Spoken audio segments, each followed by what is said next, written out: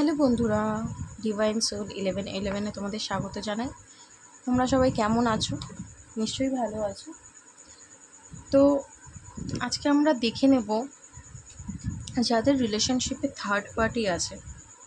দেখো, third party কিন্তু যে কেউ হতে পারে, ঠিক আছে? থার্ড পার্টি কারোর কেরিয়ার হয়, কারোর ফ্যামিলি হয়, কারোর লাভস ওয়ান হয়, ঠিক আছে? হতে পারে তোমার পার্টনারের লাইফে কেউ আছে, সে তোমার থার্ড পার্টি। এবং হতে পারে তার কেরিয়ার, সে এত ব্যস্ত, কিংবা তার ফ্যামিলি, যেই থার্ড পার্টি হোক। বেসিক্যালি আমি চেষ্টা করব আজকে দেখার যে থার্ড পার্টিটা নয় লাভস ওয়ান হবে, নয় ফ্যামিলি। লাভস ওয়ানটাকে আমি বেশি প্রেফার করব, ঠিক আছে? কারণ আমাদের জীবনে তো থার্ড পার্টির অভাব নেই না। যারা কিনা আমাদের সম্পর্কটাকে ভেঙে দিতে চায়, আমাদের দুজনের মাঝখানে চলে আসে সব সময়, তাই না? বাধা সৃষ্টি করে দেয়, একটা সুন্দর সম্পর্ককে ভেঙে দেয়। তো আমরা দেখে নেওয়ার চেষ্টা করব যাদের লাইফে প্রেজেন্টে কোনো থার্ড পার্টি আছে, তো সেই থার্ড পার্টি যদি থেকে থাকে এখন কি পরিস্থিতি তোমার পার্টনারের সাথে, এবং সেই থার্ড পার্টি তোমার পার্টনারের লাইফ থেকে যাবে কি না। তো প্রথমেই বলে রাখি যে এটা কোনো জেন্ডার স্পেসিফিক রিডিং নয়। তারপরে হচ্ছে যে রিডিংটা যদি তোমার সাথে ম্যাচ করে যায় তাহলে কিন্তু পুরোপুরি রিডিংটাই তোমার, ঠিক আছে? তোমার সাথে যদি রেজোনেট করে মানে পুরোপুরি রিডিংটাই তোমার। এবং এরপর বলি যে তোমরা তোমাদের পার্টনারের যে চোখ বন্ধ করে না তোমরা মনে মনে তার কথা ভাবতে পারো, তার ছবিটা মানে তার পিকচারটা চোখের সামনে দেখতে পারো, এবং তার নাম 3 বার নিতে পারো, ঠিক আছে? এবং তার এনার্জিটা আমরা পিক করার চেষ্টা করব, সাথে সাথে যদি থার্ড পার্টি থাকে তার এনার্জিটাও আমরা পিক করার চেষ্টা করব, যে এই মুহূর্তে কন্ডিশন কী আছে, কি চলছে রিলেশনশিপের ভেতরে, কি জট পেকে আছে, এবং নিয়ার ফিউচারে কি হতে চলেছে, ঠিক আছে? চলো দেখ নেওয়া যাক কার্ড কি বলছে, চলো আমরা দেখে নেব।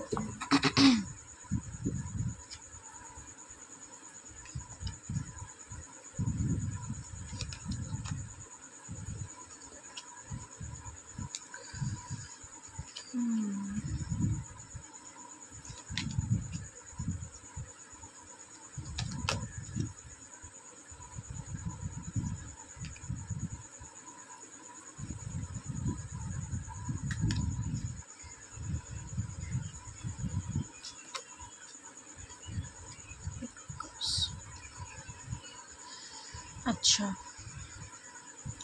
আমি কার্ডটা বরং এই দিকে করে দিই, পরে এসছে। ওয়েট, আমি একটু সাজিয়ে নিই কার্ডটা, তাহলে আমার রিডিং করতে সুবিধা হবে।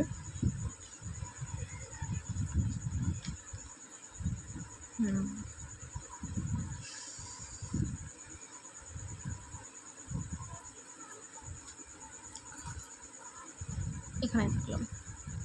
আচ্ছা দেখো, আমি এখন যেটা দেখতে পাচ্ছি, যদি আমি বলি যে এখানে থার্ড পার্টি, তোমাদের মধ্যে থার্ড পার্টি, তাহলে কিন্তু আমি বেশিরভাগ দেখতে পাচ্ছি ফ্যামিলি, ঠিক আছে? ফ্যামিলি কিন্তু থার্ড পার্টি। এবং হতে পারে যে তার কোনো পরিবারের যে কেউ হতে পারে, সে কিন্তু তোমার থেকে ওর একটা কিন্তু দূরত্ব ক্রিয়েট করে দিয়েছে, যে করেই হোক, ঠিক আছে? যেভাবেই হোক, ওকে ওকে উল্টোপাল্টা বুঝিয়েই হোক, বা কোনো রকম নেগেটিভ কিছু ওকে বুঝিয়ে, যা কিছু করে মোট কথা তোমাকে ওর থেকে দূরে করা হয়েছে, ঠিক আছে? এবার আমি প্রথমে বলি যে তোমার পার্টনার কিন্তু এখন পুরোপুরি একটা অ্যালোননেস এনার্জিতে চলে গেছে। এবং হতে পারে তার ভেতরে এত চিন্তা ভাবনা, এত কিছু, কারণ তোমার থেকে দূরে আছে বলে ওর কিন্তু না মন মেজাজ শরীর কোনোটাই ভালো নেই। পুরোপুরিভাবে ও কিন্তু, যদি বলি, পুরোপুরি লস এনার্জিতে আছে, পুরোপুরি মেন্টালি, ফিজিক্যালি, ফাইন্যান্সিয়ালি পুরোপুরি লস, ডাউন ফিল করছে, এবং পুরোপুরি অ্যালোননেস এনার্জিতে। যদি ওর পাশে অনেক লোকও থাকে না, ওর আশেপাশে অনেক মানুষ আছে, অনেক বন্ধুবান্ধব আছে, তাও কিন্তু ও স্যাটিসফাইড নয়। কেন স্যাটিসফাইড নয়? ও কিন্তু তোমার কাছে আসতে চায়, তোমার সাথে একটা নতুন মানে সেকেন্ড টাইম নতুনভাবে একটা সম্পর্কটা কিন্তু আবার শুরু করতে চায় যে আমাদের সম্পর্কটা আবার নতুন করে শুরু হোক, আবার আমি নতুন করে গড়তে চাই, এই সম্পর্কের উপর কাজ করতে চাই, বুঝলে? এবং যখনই সে ভাবছে তার কিন্তু সেই বাধাগুলোর কথা মনে পড়ছে, ব্লকেজগুলোর কথা মনে পড়ছে, যেগুলো কিনা তার ফ্যামিলি ক্রিয়েট করেছে তার মনের মধ্যে, যে ওর কাছে গেলে আমরা মানবো না, অনেক কিছু হয় না, এক একটা ফ্যামিলির মেন্টালিটি এক এক রকম, এক একজনের চিন্তাভাবনা এক এক রকম। তো যাই হোক, ওর মাঝখানে হতে পারে অনেক চ্যালেঞ্জেস দেওয়া হয়েছে, অনেক অপশান দেওয়া হয়েছে যে তুমি ওর কাছে গেলে এরকম হবে, ওরকম হবে, তোকে বাড়ি থেকে বার করে দেবো, ত্যায্য কন্যা ত্যায্য পুত্র করে দেবো, যেই হোক, তোমার পার্টনার মেল হোক ফিমেল হোক, ডাজ নট ম্যাটার, তাকে এইসব বোঝানো হয়েছে। এবার সে একটা কী বলো তো, ভেতর ভেতর না ভেঙে পড়ছে যে আমি পরিবারকে ছেড়ে বেরোবো, ওর কাছে যাব, মানে কি করব কিছুই বুঝতে পারছি না। কিন্তু ও কিন্তু এটা অবশ্যই মনে করে যে ওর উইশ ফুলফিলমেন্ট কিন্তু তুমিই হচ্ছে ওর উইশ। ও যদি লাইফে কাউকে নিয়ে এগোতে চায় বা কারোর সাথে ভালো থাকে, সেটা কিন্তু তুমি। এবং তোমার প্রতি কিন্তু একটা প্যাশনেট এনার্জি, একটা টান, একটা খিচা অনুভব হয় সব সময়, এবং সে তোমার দিকেই তাকিয়ে থাকে। হয়তো তোমার ওর ফোনে গ্যালারিতে হয় না আমাদের ছবি টবি থাকে, তো হতে পারে যখন মন ছিল ছবিগুলো দেখছে, বা চোখ বন্ধ করে তোমার কথা ভাবছে, পুরোনো দিনের কথা ভাবছে, বুঝতে পেরেছো? একটা পুরোনো পাস্টে হারিয়ে যাচ্ছে তোমাদের, যখন ভালো সময় ছিল, তোমরা দেখা সাক্ষাৎ করতে, কথা হতো, ঠিক আছে? এবং সে পুরোপুরি তোমাকে একটা পারফেক্ট একদম ওর জীবনসঙ্গী মনে করে, একদম পারফেক্ট, মানে এ হচ্ছে আমার পারফেক্ট পার্টনার। তুমি মেল হও ফিমেল হও, আবার বলছি ডাজ নট ম্যাটার, তোমার অপোজিট পার্টনার যে আছে সে কিন্তু তোমাকে মনে করে যে এ হচ্ছে আমার পারফেক্ট লাইফ পার্টনার, এর সাথে আমি ফ্যামিলি গড়তে পারবো, এর সাথে আমি ভালো থাকবো, এর সাথে আমি আমার মানে ইমোশনালি বলো, ফাইন্যান্সিয়ালি বলো, ঠিক আছে, আমি গ্রোথ করতে পারবো। ওর মনে কিন্তু ভরপুর তোমার জন্য ইমোশন, দেখেছো? কিং অফ কাপসের এনার্জি, এবার দেখো 5 অফ কাপসের এনার্জি, মানে ভেতর দিক থেকে শেষ হয়ে যাচ্ছে মানুষটা। এরকম হয় জানো তো, মানে এরকম অনেক সময় আমি দেখি যে দুজনেই খুব চায়, দুজনকে খুব ভালোবাসে, কিন্তু মাঝখানে কোনো থার্ড পার্টি, ফ্যামিলি হোক কি কোনো থার্ড পার্টি ঢুকে সেই সুন্দর সম্পর্কটা পুরো শেষ করে দেয়।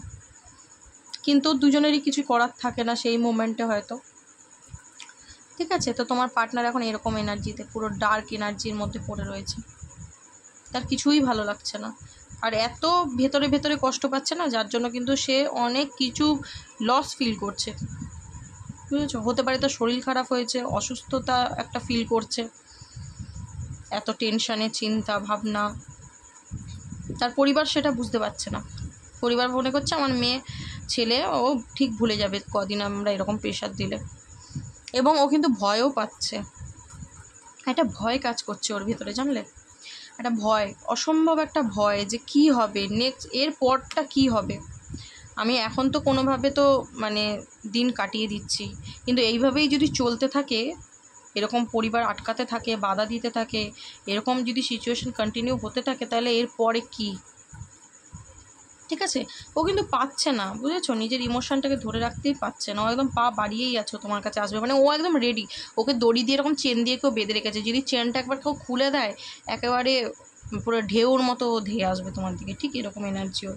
ও তোমাকে ছাড়া কিচ্ছু বুঝছেই না এই মুহূর্তে, তো তোমার পার্টনারের কোনো দোষই নেই।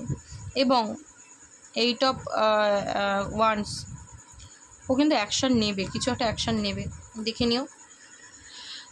আমি কিন্তু এখানে যদি বলি অ্যাকশান নেওয়ার কার্ড, কারণ এখানেও অ্যাকশান নেওয়ার কার্ড এসেছে, এটাও কিন্তু তোমার কাছে আসার কার্ড, অ্যাকশানের কার্ড, এবং এটাও অ্যাকশানের কার্ড। যদি আমি দেখি খুব ভালো করে, তাহলে কিন্তু 8 দিন থেকে আপ টু ধরো 8 মানে 2 মাস, ঠিক আছে, 2 মাস 6 সপ্তাহ হতে পারে, মানে ম্যাক্সিমাম 8 দিন থেকে 2 মাসের ভেতরে একটা কিন্তু তোমার চান্স আছে কন্ট্যাক্ট করার, ও কিন্তু কন্ট্যাক্ট করতে পারে, বুঝলে?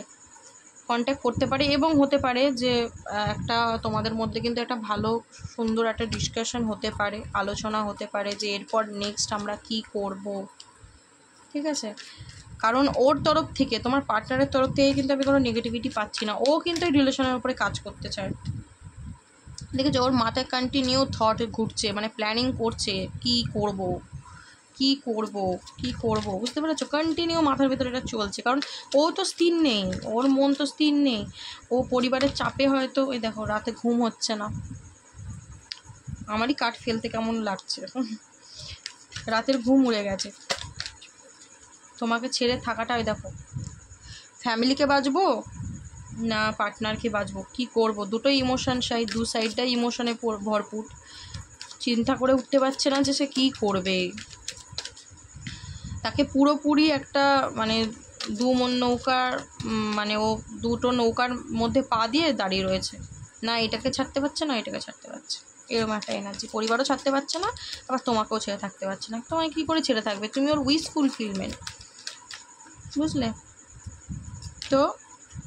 এবং ও তোমাকেই ধরে বসে রয়েছে, ও তোমাকে ছাড়ছে না, তুমি এটা নিশ্চিন্তে থাকতে পারো। কারণ বটম অফ দ্য ডেক এসে গেছে 4 of Wands, ম্যারেজের কার্ড, এবং তার নিচে জাজমেন্ট।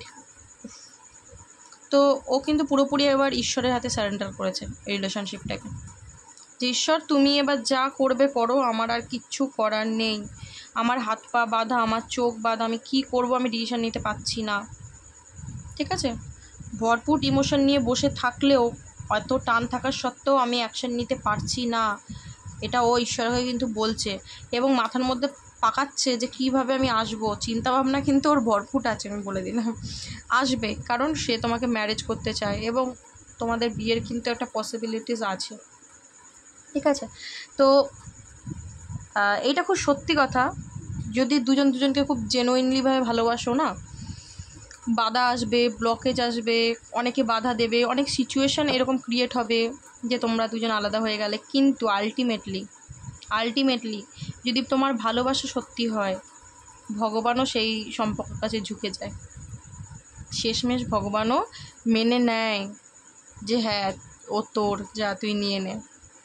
তো ভগবানের ওপর অবশ্যই বিশ্বাস রাখো, অবশ্যই তুমি যাকে চাও তাকে পাবে। তো রিডিংয়ের আউটকাম তো আমি বলেই দিলাম যে ও আসছে, এবং একটা বিয়ের ও কিন্তু চিন্তাভাবনা করছে, একটা উইশ ফুলফিলমেন্টের এনার্জি আছে, ম্যারেড, এই যে 10 of Cups আছে, 10 of Pentacles এবং 4 of Wands বলেই দিচ্ছে একটা সেলিব্রেশন এবং উইশ ফুলফিল, তোমরা যেটা চাইছো ওর সাথে সেটা কিন্তু তোমরা পেতে চলেছো খুব শিগগিরই। তো রেডি হয়ে যাও, তৈরি থাকো, পার্টনারের অপেক্ষা করো, যখন তখন চলে আসতে পারে। তো কেমন লাগলো রিডিংটা অবশ্যই জানিও, এবং অবশ্যই কমেন্ট বক্সে ইউনিভার্সকে, ডিভাইনকে থ্যাংক ইউ দিতে ভুলো না, কারণ সে তোমাকে এত সুন্দর একটা রিডিং দিল, এবং সে তোমার হতে পারে তোমার কোশ্চেন ছিল নেক্সট কি হতে পারে, তো ঈশ্বর কিন্তু আমাদের রিডিং কোনো কার্ডের মাধ্যমে জানিয়ে দেয়। তুমি আজকে ভিডিওতে এসছো মানে নিশ্চয়ই তোমার জন্য কোনো আনসার আছে, তোমার কোনো কোশ্চেনের আনসার এখানে আছে। তো অবশ্যই ইউনিভার্সকে তুমি থ্যাংক ইউ, ডিভাইনকে থ্যাংক ইউ, অ্যাঞ্জেলকে, গডকে, প্রত্যেককে থ্যাংক ইউ দিও, কারণ পুরোপুরি এই কার্ড কিন্তু এনার্জির ওপর রিড হয়। আর অবশ্যই তুমি জানিও যে আমার রিডিং তোমার কেমন লাগলো। তো আজকের জন্য এইটুকুই, পরে আবার নতুন কোনো ভিডিও নিয়ে আসবো। তোমরা ভালো থেকো, টাটা।